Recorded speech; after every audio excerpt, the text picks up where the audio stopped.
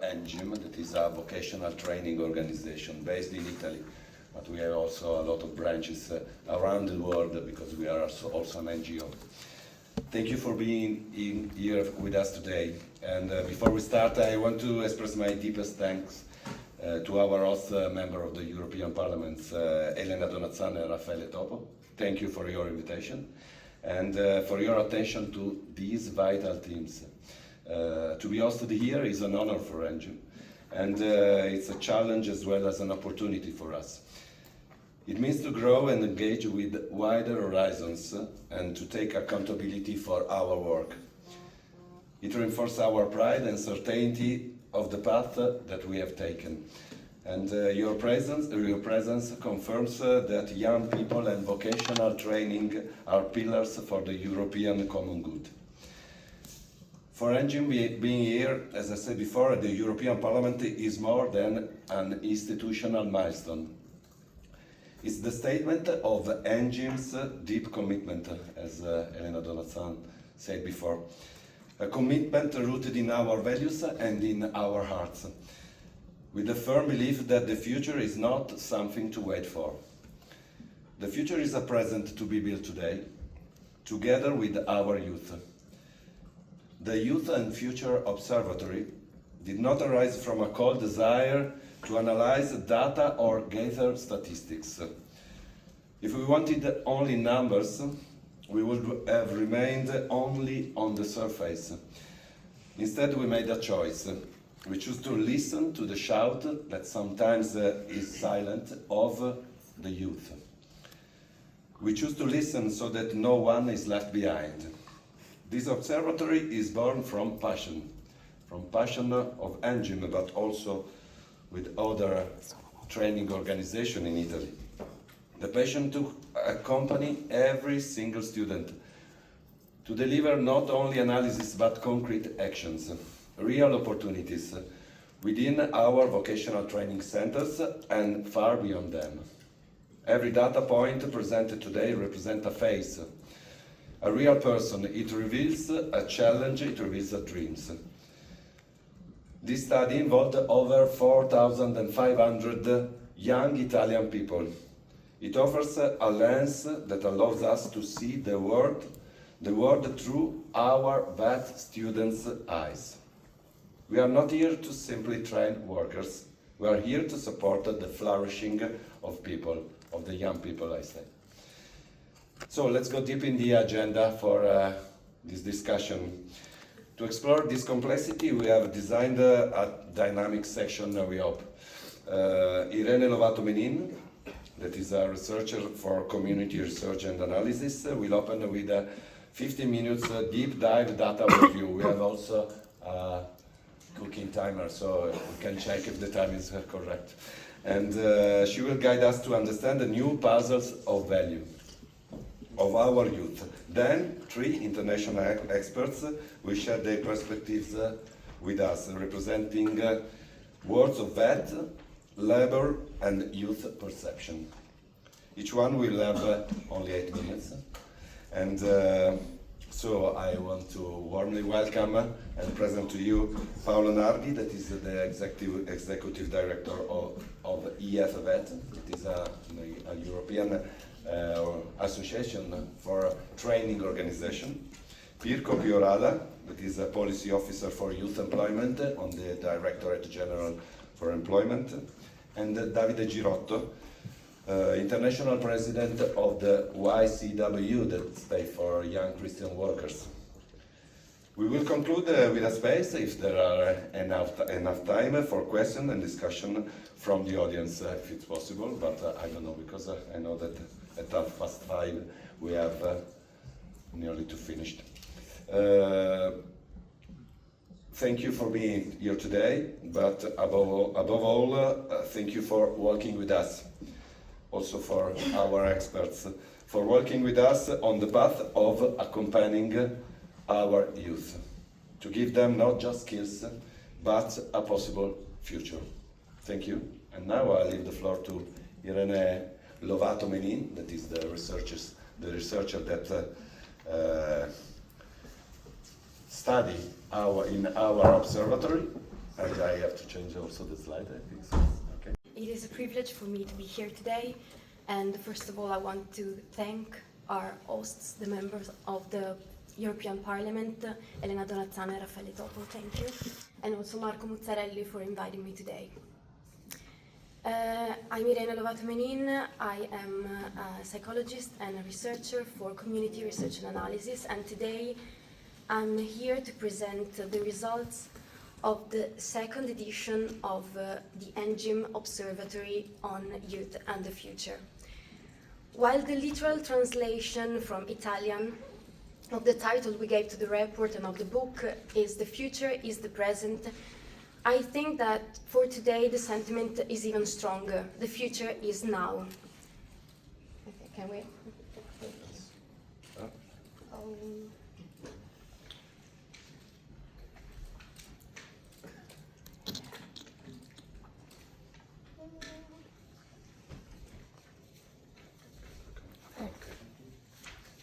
Okay, can I have my time back?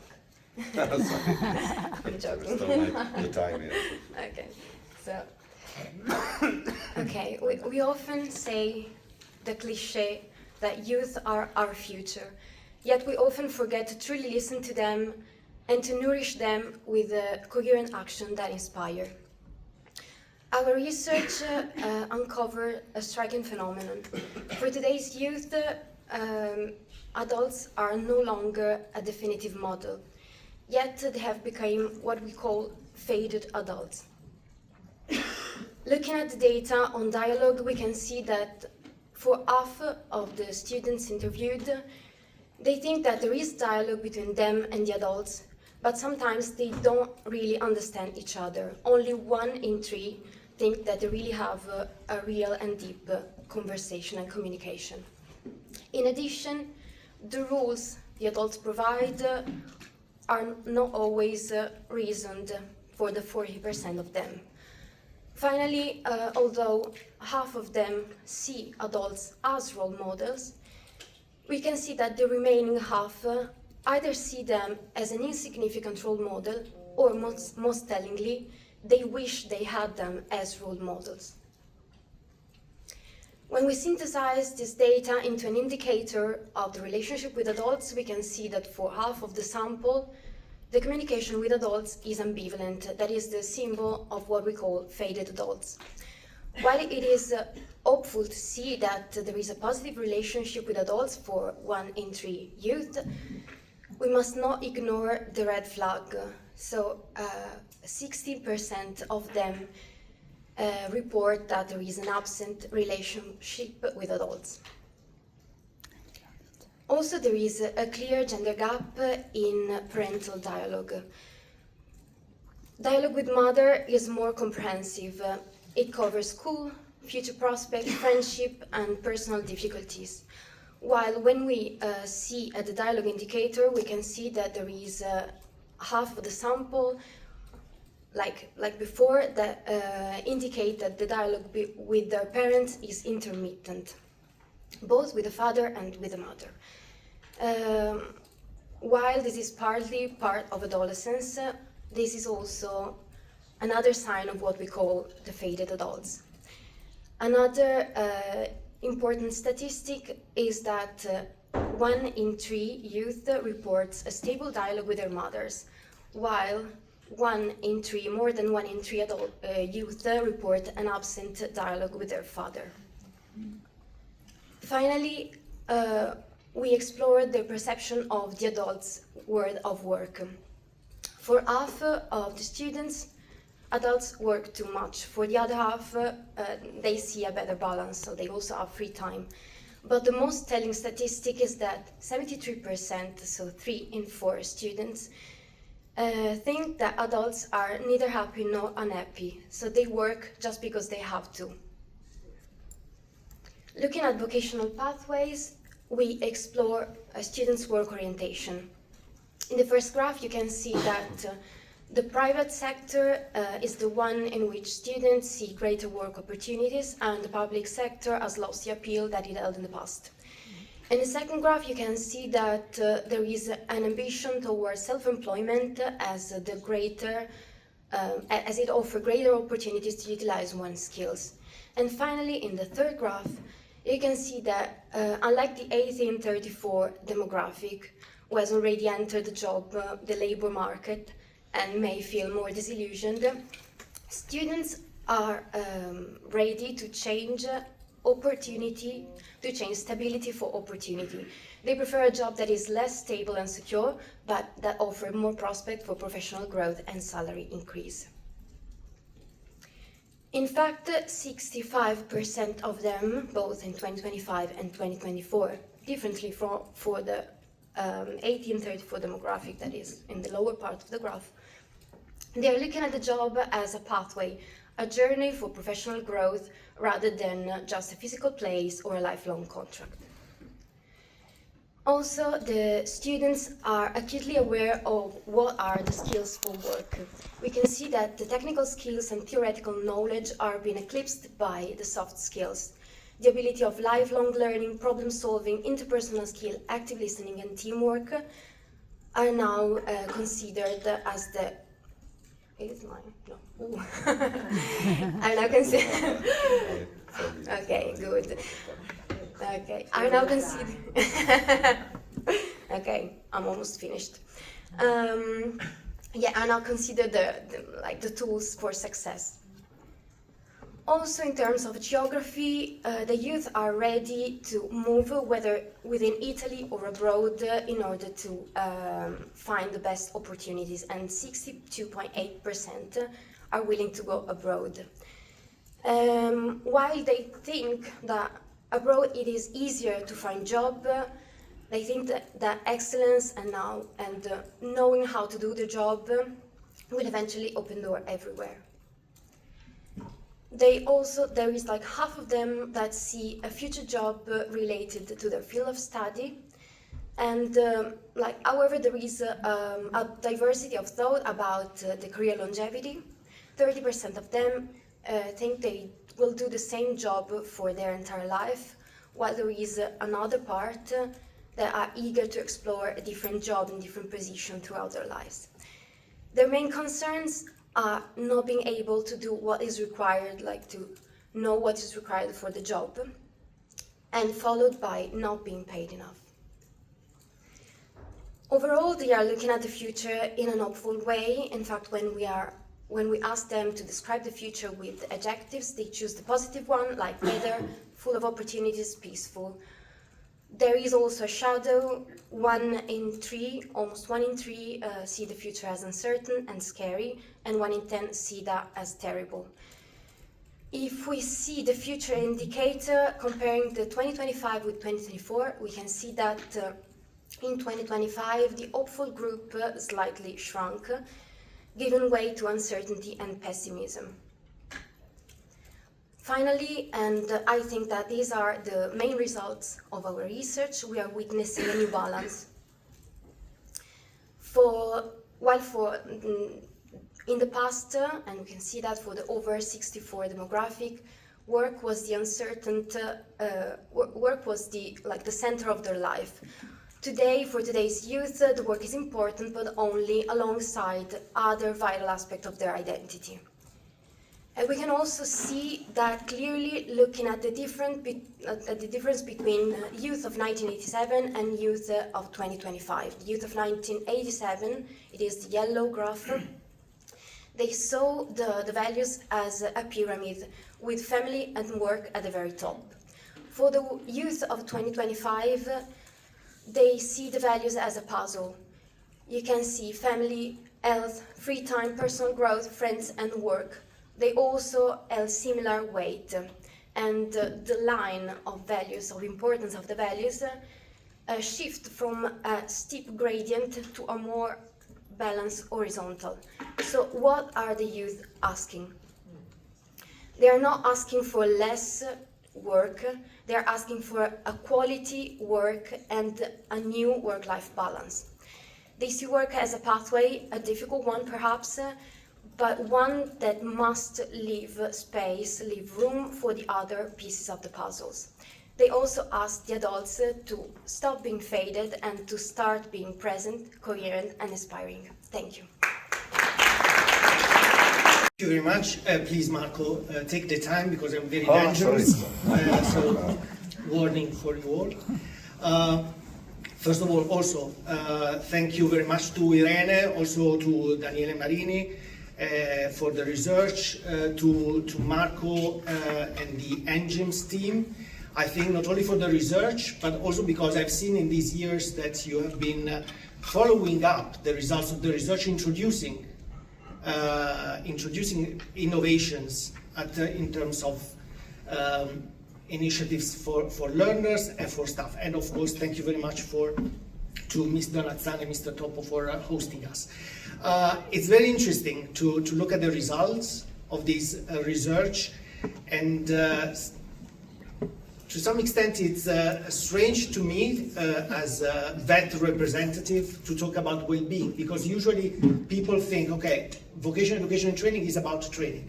It's about giving instruction for a job. It's not the case. And I really thank you very much for raising the point about well-being, as also Ms. Donazzan and Mr. Topo were mentioning. A few years ago, a friend of mine, the previous director of ETF, Madeleine Sherban, started her speech in a conference saying, we need to prepare young people not for a job, but for a career. In a different way, we can say, we need to educate and train not just workers, but people. So if we talk about people, meaning human beings, well, human beings are complex, are mysterious sometimes, and well-being is a crucial dimension. So if we want to also prepare workers for the future, we need to work also on the well-being of these people. And it's not just my opinion, my personal point of view. If you look at the work done by OECD in the past years, in the Learning Compass work, they have been highlighting that learning is based on knowledge, skills, but also attitudes and values. So when it comes to this research, it helps me thinking to our organization, our members, how are we preparing people? How are we working on their values, their attitudes, their well-being? And if you think at the Future of Job Report 2025 from the World Economic Forum, if you look at the first 5 skills, they are creative thinking, analytical thinking, emotional intelligence, resilience. How are we preparing young people for that? And it's not just, let me add just this point, it's not just an ethical dimension. We need to help because we are good. No. Look at the studies by Ekman, the Big Five, or Benedict Gendron.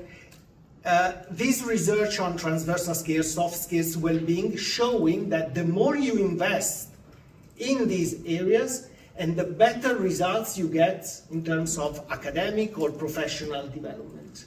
So we must do this. We must look at the well-being of our people if we want to be excellent trainers for our young people. Now, what the vocational training system does? I think, let me say, that there is an excellent example here, ENGIM, and let me say that I think, can even provide the whole general system with examples and best practices and inspire the rest of the general education about these innovative approaches. Just to give you a few examples. First, if we need to work holistically on the people, it means that we need more actors, more players in the educational environment. So it means that we need to invest more in cross-sectoral collaboration among the different actors of the general system.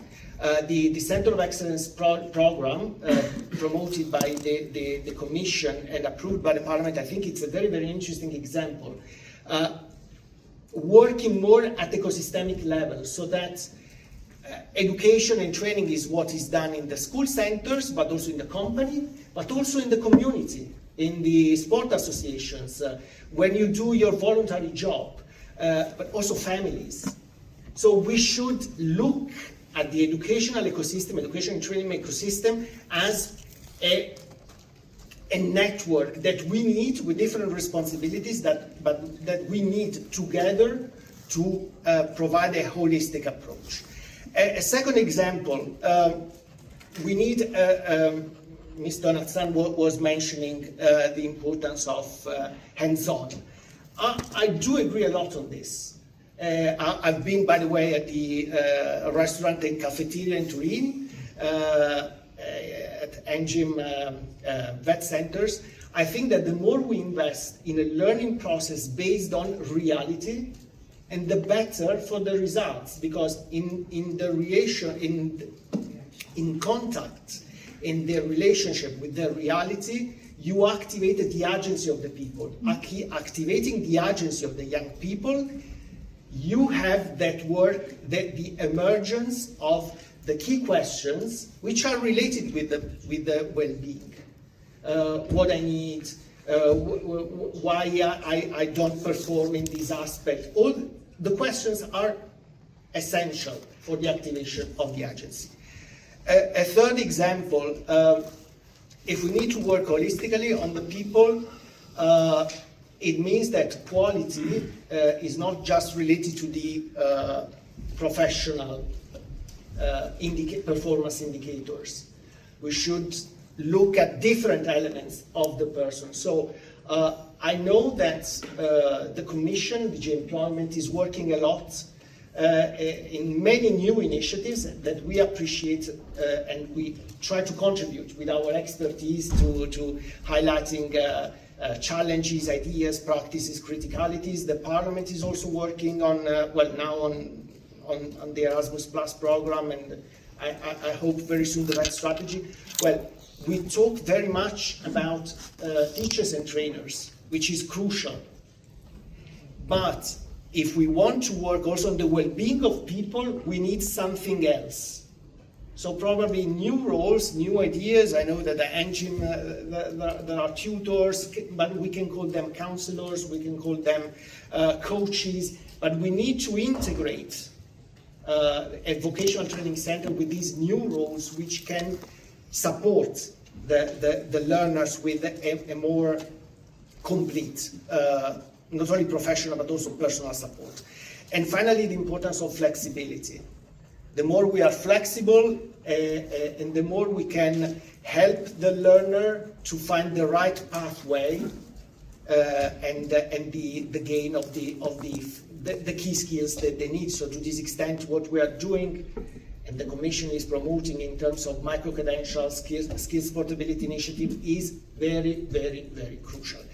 I conclude just with a final quote that to me is very, very important. A few years ago I was at an international congress in the Basque country, and the Minister for Vocational Education and Training of the Basque country, Jorge Arevalo, was giving the keynote speech. And I was, of course, waiting for the typical keynote about robotics, technology, digitalization.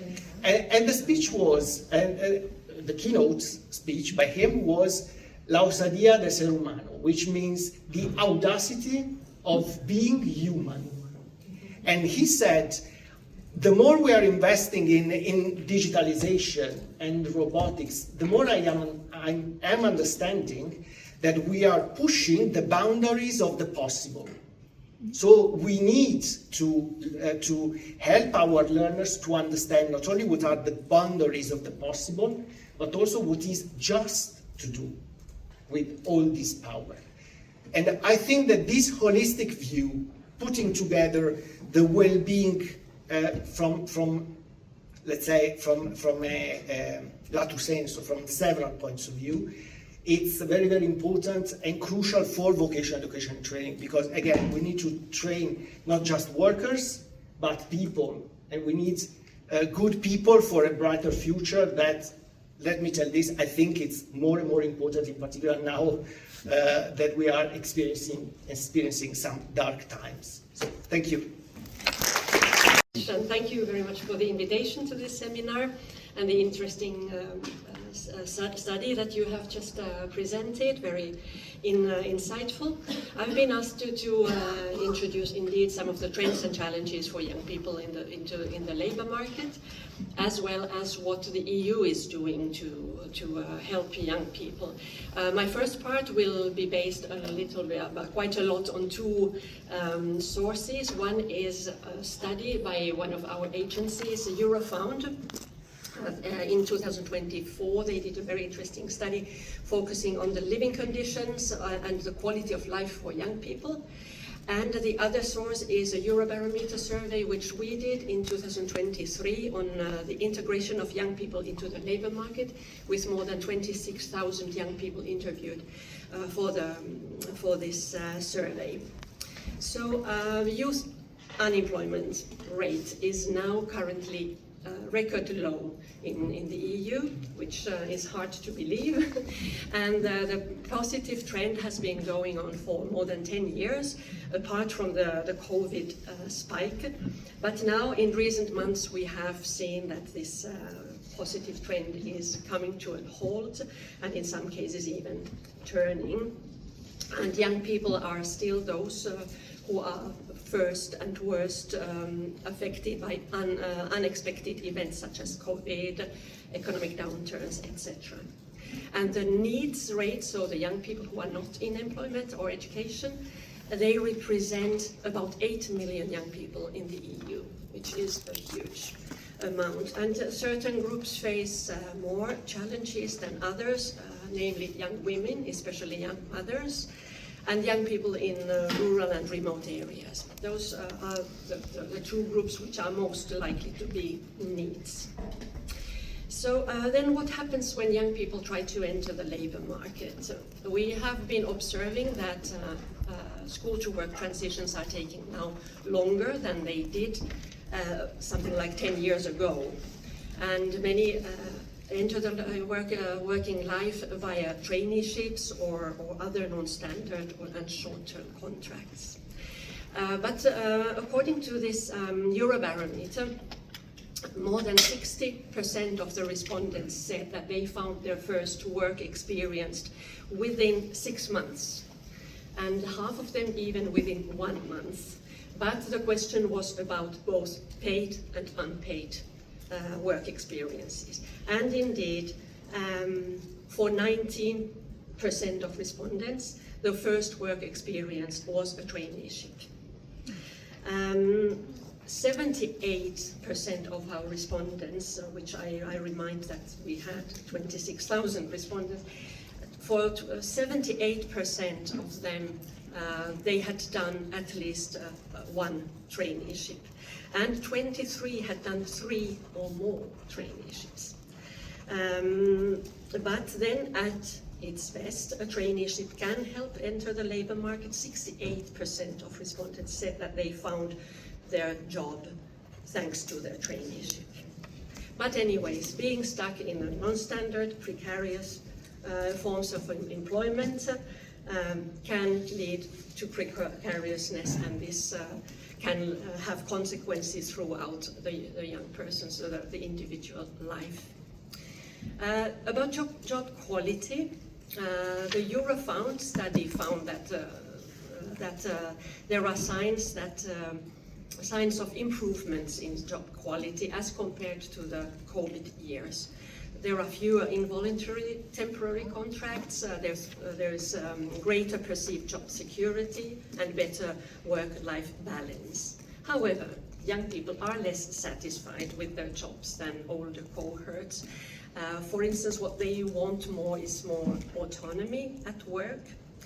They find that there is a mismatch between aspirations and concrete plans, especially when it comes to finding a job. Nearly half of the young people want to change jobs within a year. And the proportions are higher amongst those who are never able to work from home and those with insecure contracts.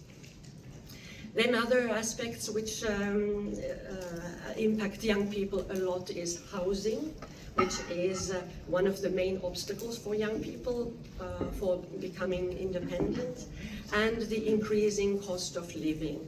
that also delays young people's independence.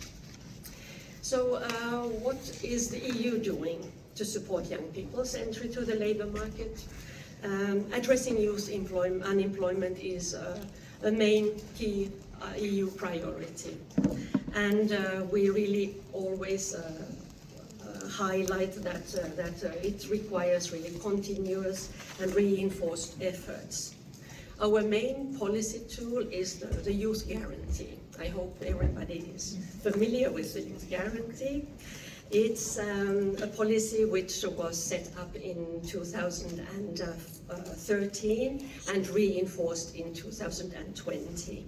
And it's a policy which requires that all young people under 30 should receive a quality offer of a job, continued education, apprenticeship or a traineeship within 4 months of the moment when he or she becomes unemployed or leaves education or training. The target group are the needs, young people not in education, employment or training, and a strong focus on the most vulnerable ones. The Youth Guarantee focuses really on youth school to work transitions, activation and outreach, upskilling and reskilling, as well as supporting young people after they have been placed in their training or a job. And since the adoption, 2013, almost 57 million young people have been helped by these schemes. And now we throw the ball to member states who need to fully implement the Youth Guarantee, and the Commission is continuously supporting member states in this. Second policy I want to mention is the quality framework for traineeships, which was already mentioned a little bit in the introductory speeches. The quality framework for traineeships is a recommendation for member states, which tries to make sure that traineeships are useful for the young people, useful for companies, and they help young people learn useful things and get to the labour market.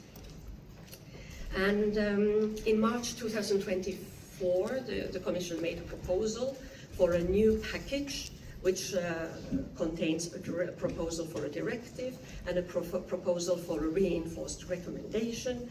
And the aim is to further improve the quality, introduce fair working conditions, introduce fair pay, and a proper learning experience. And aim is also to make traineeships accessible to all, not only those who can afford an unpaid one. Currently, the negotiations are still ongoing with the Council and the Parliament, so we hope that we will come to a very good conclusion rapidly. And finally, I wanted to mention this vet strategy, which Paolo Nardi already referred to. So the Commission is developing a vet strategy, which we hope to adopt before the summer. And the strategy will indeed address the challenges which have been identified and mentioned here as well. For instance, the slow reaction of vet to increasingly changing labour markets, an image paradox, gender stereotypes, lower level of basic skills, shortage and the quality of vet teachers and trainers, as well as the low level of vet mobility. So this is what I wanted to say, and thank you for your attention. I think you can hear me, fantastic. Before I forget it, I would like to thank both ENGIM and also the European Parliament members Donazzan and Topo for this opportunity to represent and bring the voice of the younger generations in this table with all of these institutions gathered here and on such important topics. So I'm Davide Girotto, as already said, the president of the International Coordination of the Young Christian Workers.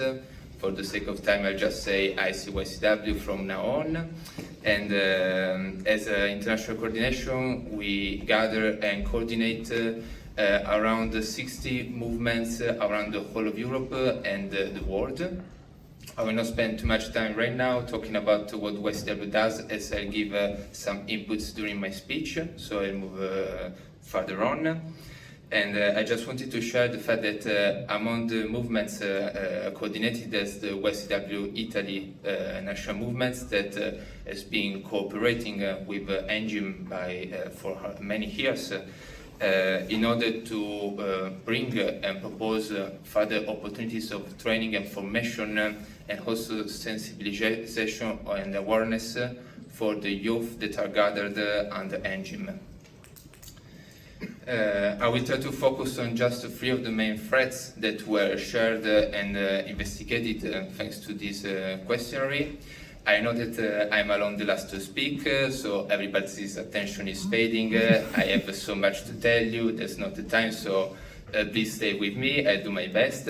Also because I'm terrified by Marco's cooking timer, so I will try. And so let's begin. First of all, there was an interesting point of view on the relation that the youth has with respect to their adults, that generally are expected to be their role models. While in these results, we notice that there are still young people that see and perceive the older people around them as role models, but there are also more and more people feeling like this role is fading. So no more recognizing the adults around them, and both at home and also in the institution, as actual role models. And much of this was already anticipated by the other speakers, so I just tried to add a few more points. But for instance, YCW is organized, built up, has the attention, and is made up also of young people. Obviously, the condition youth changes around the whole of the world, but for instance, in Italy, we're talking about 18 to 35. So this is both the gap, the window of people that are part of it, and also the gap of the window of people that we are focusing on. So as many, I think, of the institutions gathered here, the younger generation is one of the main participants, but also of the main stakeholders on our actions. Or probably it should be a bit more, so I will leave it as a first suggestion to you all. Even in YCW, despite this attention to the youth, there's the necessity of organization, of structure, and hence of role models. So even here, we have also older figures that are expected to accompany the experience of the youth and of the younger generations through all of this. I'd like just to share very fast some attentions on the style that we expect a YCW to have from the adults accompanying these younger generations. So first of all, the first step is listening, because there's very frequently the danger of not actually listening and perceiving and understanding the point of view and the experiences and the overall situation that the younger people are facing during their life. And hence the second trouble is imposing her own experiences and all their values on what is actually living another person, a different generation in front of us. So this is an experience that must be made together, not as an adult that indicates the way. In general, we notice hence also, and here I'd like also to add a suggestion as YCW representative, that there is a generation of people struggling to identify some role models, but probably they need them, hence they're searching for it elsewhere. Many are probably already thinking about the social media as a first order place, but I'd also like to add the fact that why can't young people themselves be role models for other of their peers? This is a point of attention that we keep stressing and working on through YCW experience, where in all of our methods and experiences, we keep also gambling or pointing on the importance to have groups of peers that gather, organize themselves, and hence form themselves together. And by accompanying, gathering, and helping people that are slightly younger than you, you end up becoming a role model yourself. I am also here thanks to this. I had the opportunity to recognize in younger people around me a role model, and by giving myself, putting myself up to the responsibilities, I ended up becoming a role model myself before I even noticed that. So it's quite important as a personal testimony that I'd like to share with you all. Moving on to the second thread instead, for the expectations that we have from the youth point of view with respect to the work environment. Many of the things were already said, so I just give a further underlinement because it's a good practice to have it also from a young voice, so I will proceed to that. First of all, as young people now we are just certain of the sanctity. I mean, we really are struggling to imagine ourselves in a window of longer than 3-5 years. It's really hard, and this impacts even more the work environment and expectations. So we see that having no more linear career paths, recognizing that work is a place or a physical also residence is the trend right now. As many of us already shared, and also the youth shared from all over Europe, we are no more focusing and interested just in the technical skills. We're more interested in soft skills that may come in handful in whatever work and profession we are focusing ourselves. And I'd also like to add the fact that there's a sort of shifting interest of the main characteristics that as youth we want to find in our workplace. Let me just, yes, we're talking about salary, benefits that will never disappear, obviously, but there's more attention on the flexibility of hours, on the mission and the purpose of his own workplace, and also on how much we are involved in the workplace decisions. So these are just some of the main things that I like to add on this, and as I shared all of this with the members and the youth gathered through YCW around the whole of Europe, this was even more stressed, and we gave it even more importance. I'd also just like to add the importance of some mental well-being that we want to find or don't want to be put too much under stress through our own work experiences, and also hence in generally on the sustainability of what we want to do. We're not just talking, but also talking about the topic of which is the sustainable impact of my work, but we're also talking about how is humanly sustainable what I am doing, what I'm working for. Finally, there is the topic of the hierarchy of values that were shared in the last slides. And as overall, we noticed that there's some breaking point with the precedent younger generations, where the main values were family, work, and friends, and all the rest had a huge gap of importance from the younger generations in the past, while now everything is relatively more important. I would like to say in a more horizontal approach, where we notice and we perceive the fact that the young people don't want to be identified just by their work or their family, but by all of their experiences, all their communities that they are living into. And this is really important for what we are seeing, what we are noticing. I would like also to cite again the word silent that was used by Marco in the beginning. So this may be a sort of silent revolution that we are seeing in front of us, and brought forward by the younger generation that is also impacting, I would like to say, the balance on the job market. So if you, as every marketer, if you don't pay attention to these trends, you may incur some issues and difficulties. To close, I just again like to stress on these things and on the fact that as YCW, we are training ourselves with the goal to be to bring transformative actions and impacts in our communities, all of our communities, and work is a primary community for all of us.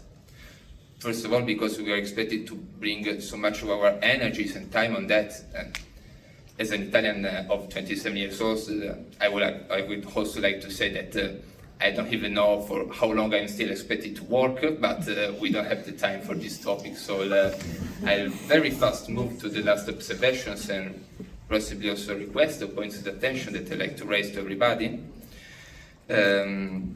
Maybe the European governments, the businesses of the VET institutions gathered here, and why not anybody else listening to us. First of all, the European citizens of the younger generations are interested to also move, to go wherever are best opportunities, but this comes with a lot of things unknown. For instance, of all that was shared before me, and there may be also still gaps in what are the actual necessities for somebody to see his experiences, his formation recognized elsewhere around Europe. So we'd like to stress this necessity. And also there's the necessity to measure more deeply, for also more qualitative point of view, the fulfillment of the studying and working experiences of the youth. We are in front of a very positive example with what ENGIM has been doing and is continuing to do here. I'd also like to further solicit the businesses and employers in the following practices, which are clearer communication of the purpose and the social impact of your work of the institution, and also offer more concrete benefits, inclusion policies, and opportunities for participation in the decision-making processes of the younger colleagues.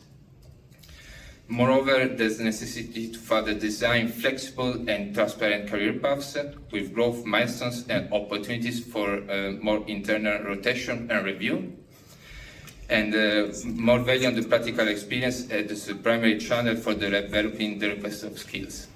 I will then close with also 2 questions concerning the relation with adults, which is the topic that I started with.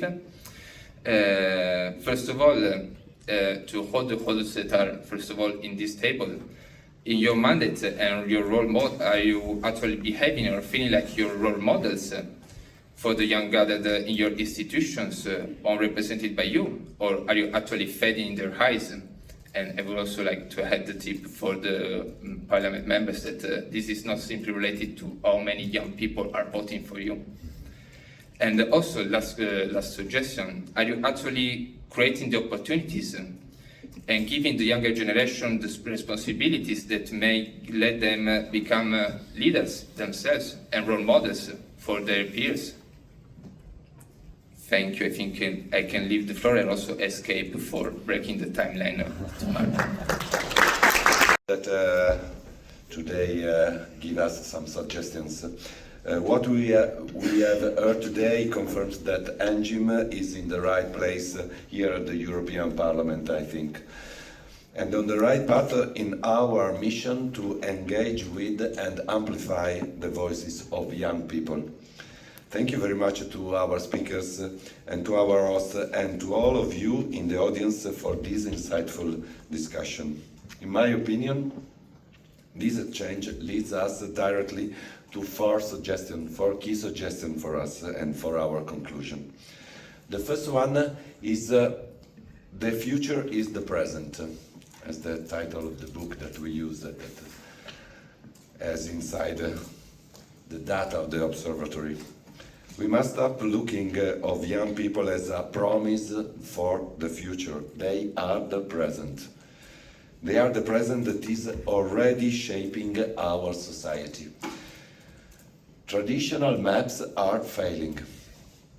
What if we take, as Paolo said before, What if we take vocational training as a new compass to navigate this uncertainty? The data tells us a complex story. Here in this slide I put together and I pushed together some data that Irene talked before. Yes, 41% of our youth feel uncertain or worried about their future. But a strong resilience is emerging. Nearly 1 in 2 young people see the future as a challenge. They see it as an opportunity to grasp.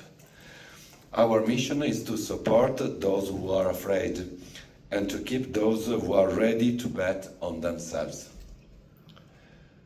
The second key suggestion is from classroom to learning hubs. Training confined in a classical classrooms is no longer enough. We must shift to work-based learning, where learning happens through action. As Paolo said before, learning happens through action and in a real-world environment. In the middle of the slide 1, you can see what could be the engaging environments for young people. We should move from work-based learning to reality-based learning. Not an exception for the few, but a model for the entire school system. To flip the logic, we don't start from abstract theory. We start from real experience. Through doing, the students discovers the why.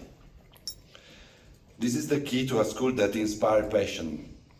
And we need also learning hubs, places that are welcoming, places that are intergenerational and open to the world. We cannot afford to lose even a single student.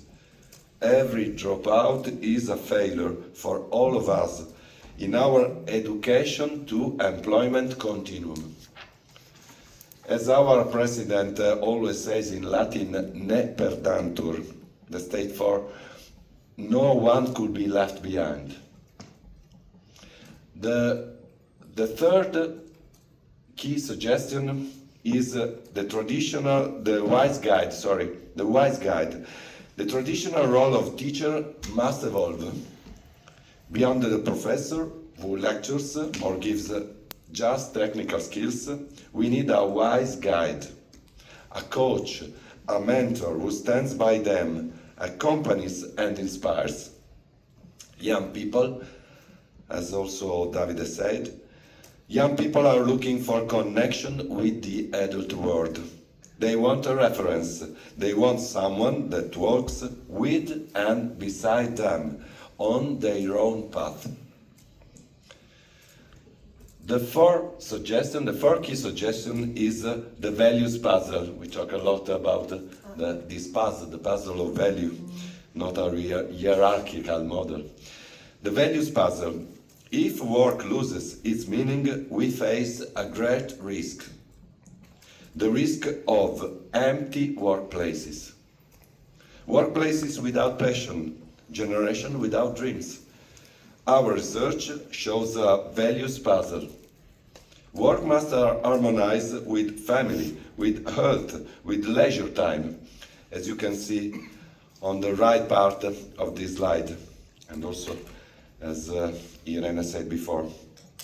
Young people do not seek less work.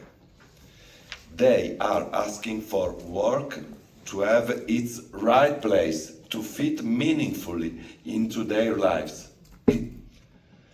Then, before finish, a call to Europe, so a call to Raffaele and Elena. I urge the European institutions support a training model that is a transformative life experience. Restore hope, restore dignity to the work. Work must transcend mere survival. It must be the ground where the human person and also young people flourishes. Young people are the finest and interpreters of our time. But will we as adults be the best companions for them on their journey?